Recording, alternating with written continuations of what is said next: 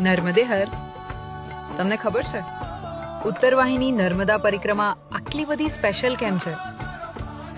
કારણ કે માં નર્મદા રામપુરા અને તિલકવાડાની વચ્ચે ઉત્તર દિશામાં વહે છે. અને સાંભળો, ફક્ત આ 18 કિલોમીટરની ઉત્તર વાહિની પરિક્રમા કરવાથી તમને આખી 3500 કિલોમીટરની પૂર્ણ નર્મદા પરિક્રમાનું પુણ્ય મળે છે.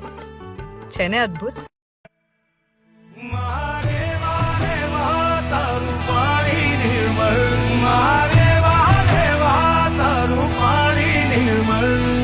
ખળખળ વહેતું જાય તારું પાણી નિર્મળ, ખળખળ